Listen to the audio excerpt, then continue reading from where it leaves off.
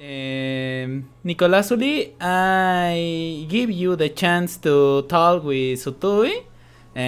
Please feel free to talk with him and don't feel nervous, please. Oh yes, please. Okay. Feel comfortable. Thank you for giving me the chance to talk with you, SOTUI. It's my first time, so please go easy. Yeah, of course. So I assume Max has already introduced me well enough. Yep. Okay. Then I'll just start with the first question, then we can go from there. That good? Okay. Okay, so was being a musician or producer your childhood dream? Did you have any other ambitions you had while growing up? Or was that your primary goal? That's a really interesting question. Like really interesting. Because when I was a kid, I didn't have like any sort of like dream. I just like lived the moment. So you're the kind of person who didn't really think so much of the future. I didn't really think so much about that. And when I was like 12, that's when I discovered that I could make music. And like the dream of being a musician was kind of born in that moment. But it wasn't until I was like 18 or something like that I was like, okay, I want to be successful with this. And in that moment, I wouldn't imagine that I would come such a long way. You know, I would never imagine that I would be making music for professional games and stuff, and having what is big numbers to me. Like in Spotify, I'm on around 3.5k listeners a month. So I never imagined that. But yeah, it was like when I was 18 that dream like really became my obsession, if that makes sense. That sounds really ambitious and risky, especially for that time. Yeah. What made you decide to take the leap into investing your life into making music?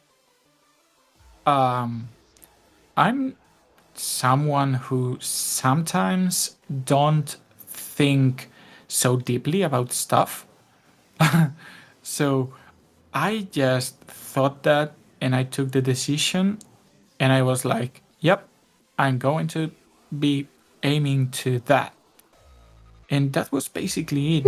I did not think about it like really deeply. I mean, I was 18. I was stupid.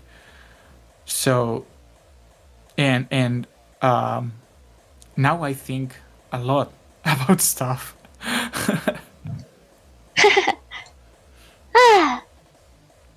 So when you make music, does the idea just come to you, or do you plan everything carefully and then start producing music?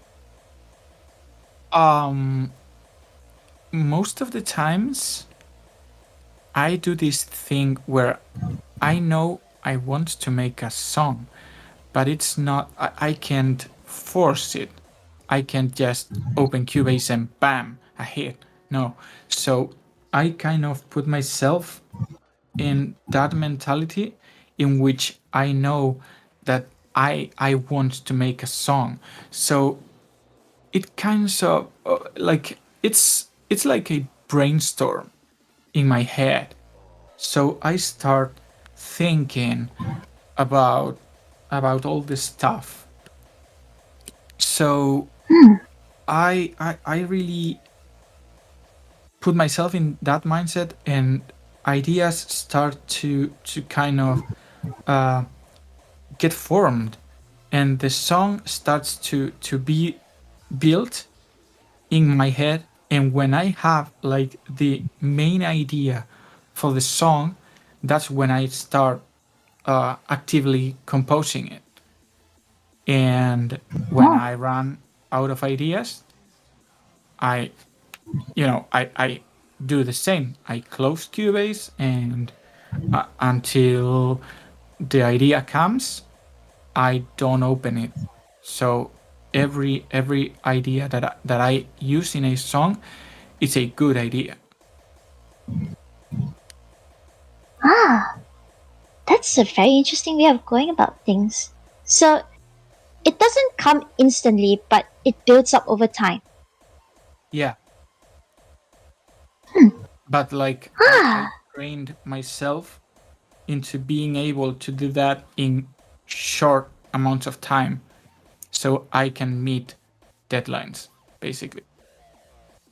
I see. Speaking about deadlines, has there been do you have any memorable stories about your work? Any strange or interesting incidents that happened? I'm late most of the times. To deadlines. Like, because I want the track to be as perfect as possible. So sometimes I kind of push the deadline a bit forward so the result is better.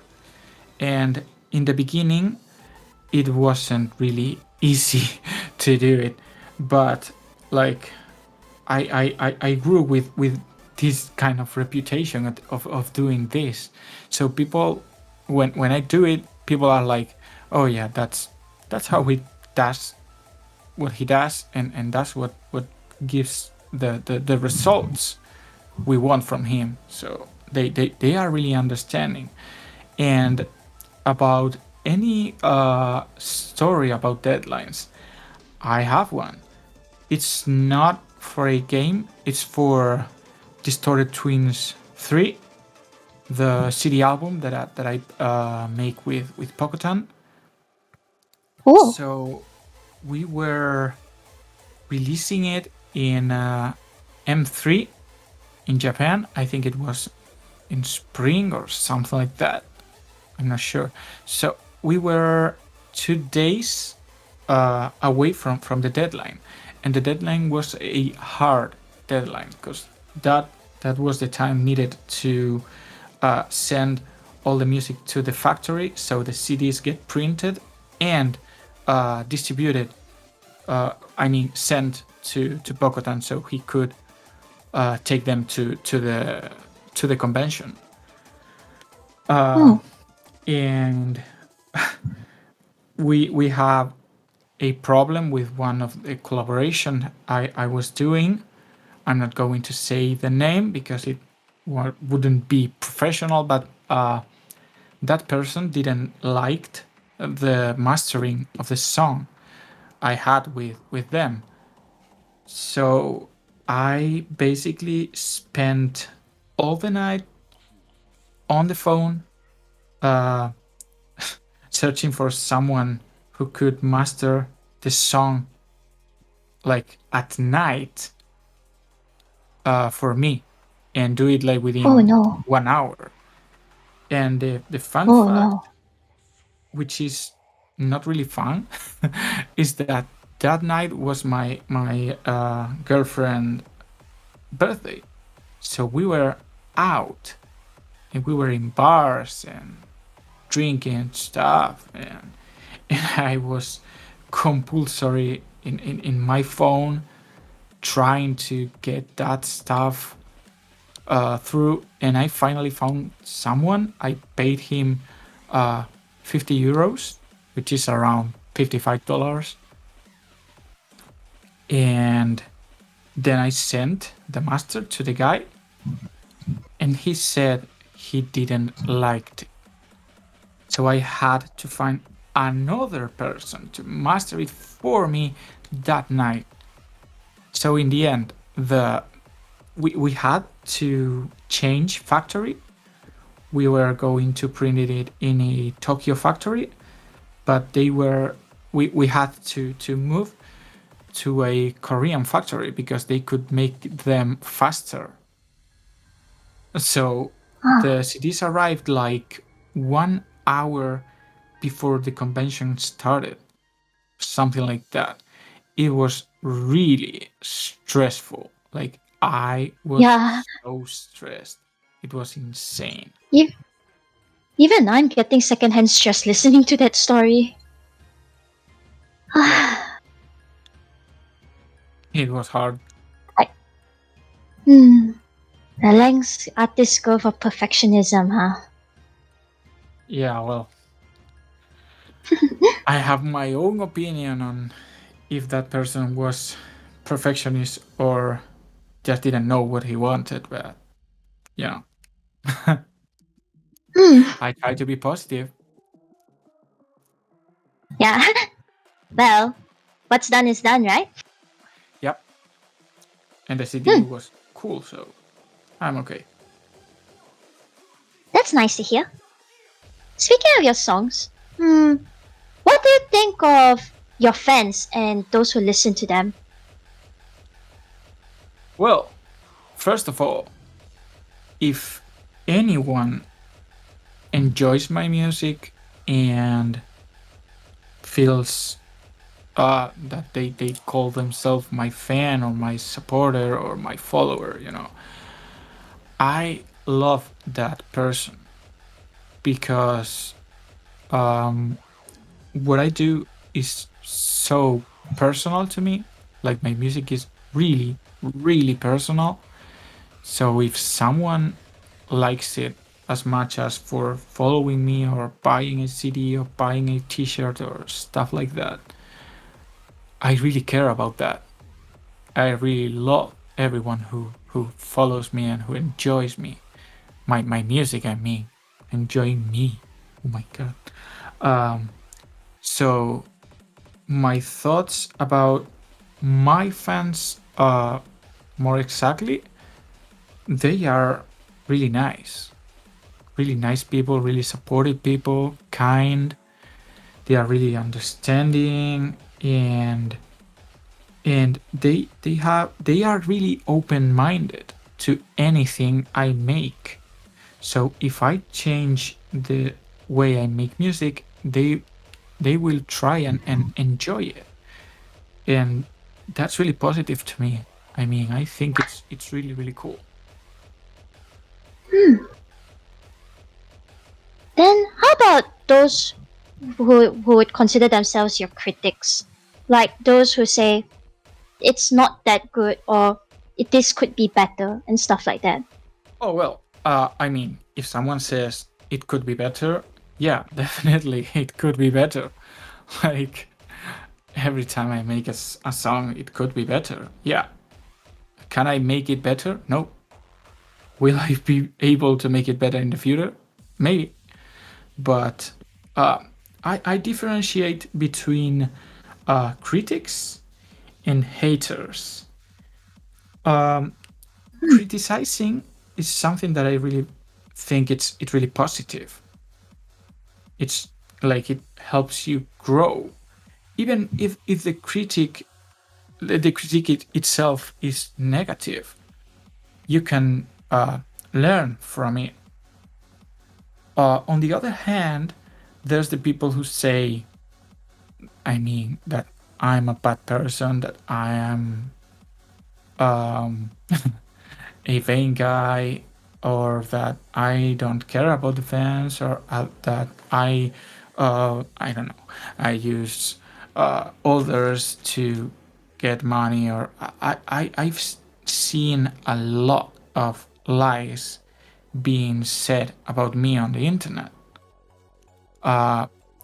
And that's the negative stuff, but that those guys exist, and they will keep, talking bad stuff about you because they hate you and they want to hate you, and they want you to suffer. And in my case, it works. Like, it makes me suffer like a lot. It's really hard to me. But yeah, I think critics are okay. Like, you don't have to enjoy my music. Like, tastes are like colors. You can like it or you can dislike it. It doesn't make it better or worse. What I want to address is that we need to learn how to express our opinions in a better way. For example, if you don't like a song, it's okay. You can say, I don't like it, or it's trash to me. But you can't say, it's trash, period. Because that's just your opinion, and you're like kind of forcing the rest to agree into agreeing with you, and that's not cool. That's pretty Because taste is subjective, right? Yep, totally.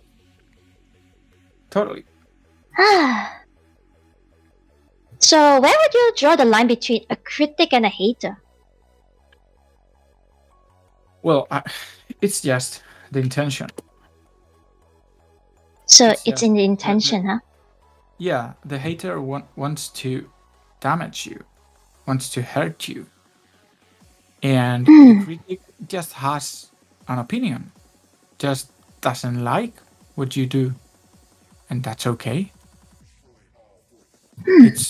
I mean, my music is really polarizing. Like, it's hard, and it's really personal, and it's really unique. So it's not bound to be a mainstream success, So of course there will be critics, and yeah, there's no problem in that. I see. But it did mention that such negative comments do get to you, right? Yeah, I see most of the negative comments, and I see most of the positive ones, of course. But yeah, I see basically everything that is being said about me. I see it. So there was a certain incident a while back when you stated that you would stop making music and it would be the end of SOTUI. Was it related? Was that related to it? Yeah, but it wasn't just one accident. Like, one incident. Sorry, it happened multiple times, and it will keep happening until people stop being shitty to me. Like, when I get really, really hurt, I'm like, I can't take this anymore, and I want to quit. Of course, I can't quit. This is a part of me, but probably you will see me saying I want to quit more times. I've seen it at least once before on your YouTube it channel. happened like 3 or 4 times. It's just, it's hard to be an artist, honestly. Yeah, I can understand. So, like, but after those times, you're still here. You're still making music. And I will be. What motivates you to get back up? It's not like motivation. It's just, this is part of me, and I can't not do it. It's impossible to me not to do it. And it doesn't matter how much I try not to do it. I find myself wanting to do it. So at this point, I have to admit it's an addiction, and I'm a junkie for making music. So it's just that, and I have to admit it and live with that. It's just a natural desire to make music, huh? Yeah. Yep, totally. I won't complain though. I do enjoy your later pieces. Oh, If thank you anything, so much. I think I can say for a significant portion of your fan base is that we are glad that you didn't like completely stop. Yeah, that's also uh, the thing that keeps me going also is that I know that there's people who enjoy what I do and that what I do makes them feel better. That helps me like a lot mentally. So, how do you feel making music has changed you as a person, both mentally, emotionally, maybe even physically? Well, it I mean mentally you change a lot. Like I can't listen to music and not analyze it. Like it's impossible when you're a professional artist. You analyze every single song you listen.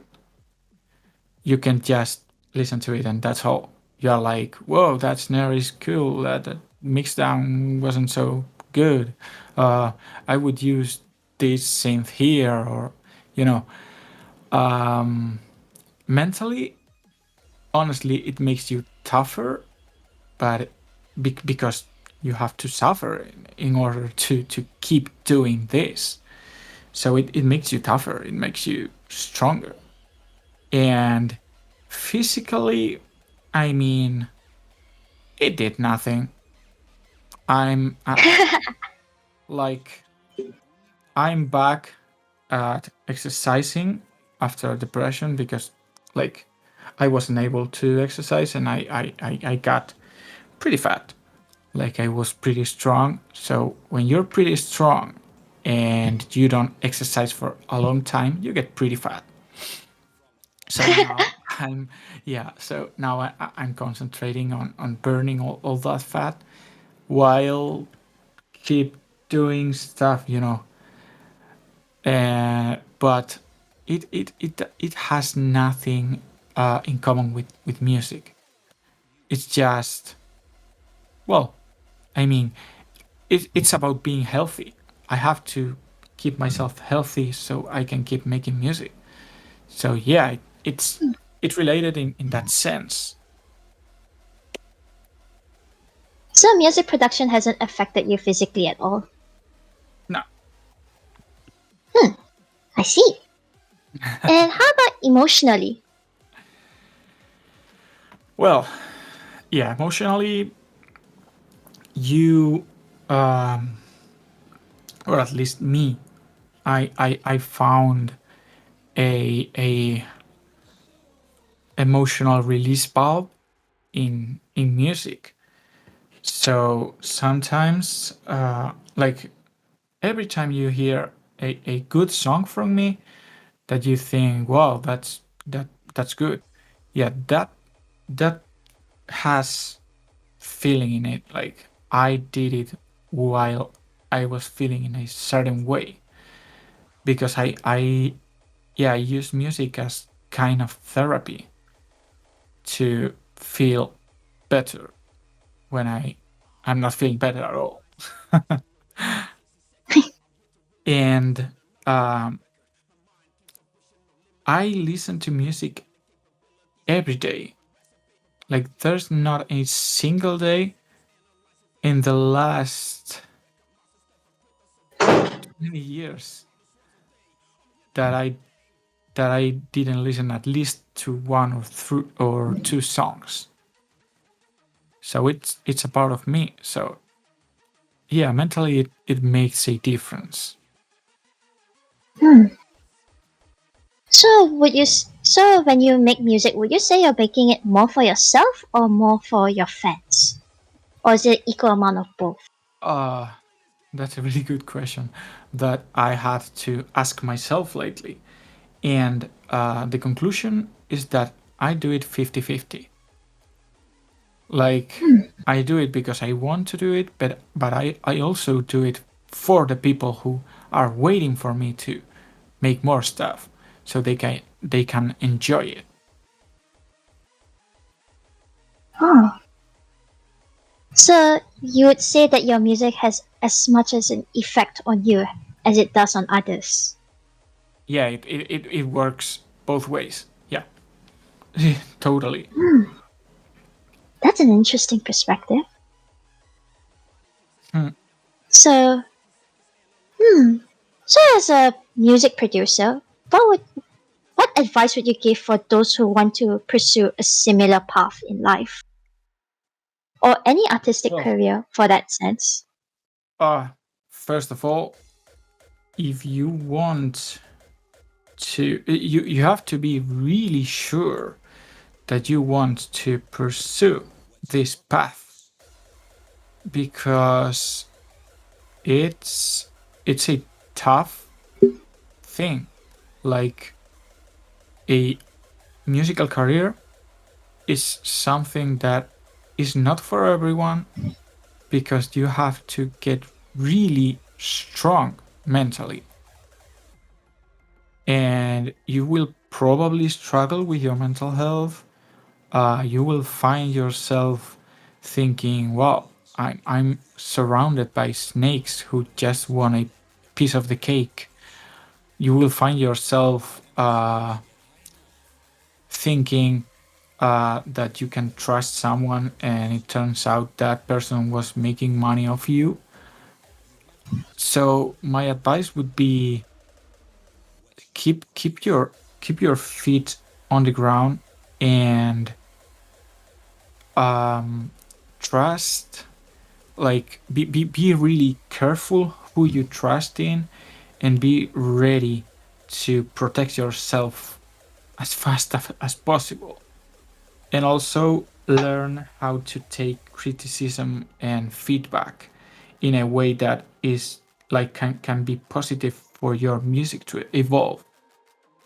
Maybe it will maybe make you feel miserable when you read it or you hear it, but that can be like, it can be true. So you have to be able to use that in order to progress to the next level as an artist, as a music producer, or as a composer, or anything. So, take care of yourself first, is what you're saying? Yeah, basically, that's number one. And a lot of people are not doing that. Like, for example, a trans legend from the Konami games, Shiki, died because he wasn't taking care of himself, because at some point you feel like you have to overwork yourself, and sadly some overwork themselves to death. So yeah, take care is number one, like, for sure. Ah, thanks for the advice, Soti. Hmm. No problem. We are reaching the end of my list of questions here. And the final one here is, do you have any future projects that you can tell us? Maybe a little teaser, perhaps? Actually, I always have future projects. That's what makes me go day after day. But Oh, the most closest one is my metal band called "What's Your Price," in reference to my song, obviously. And our first song is going to be soon in a rhythm game, and it's a proper professional metal song. So that's, yeah, that's the next thing. And I have composed like 3 or 4 tracks for that project. So it's going to be interesting. How many And people are involved in it? yeah, it's gonna be cool. I'm curious on how will the audience react to it. But I know it's cool, so I'm really really hyped. A metal song from Suti. That would be interesting to hear. Yeah. Hmm. You can get like sneak peeks in my YouTube and my Twitch.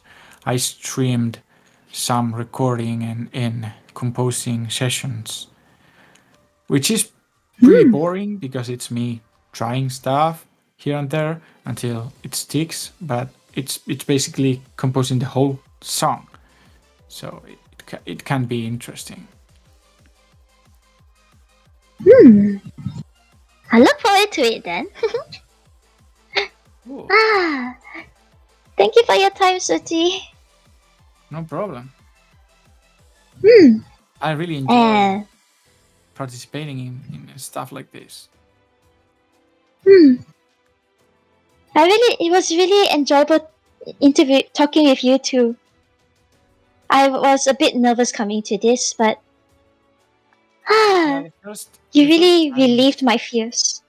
Yeah, the first times are really scary.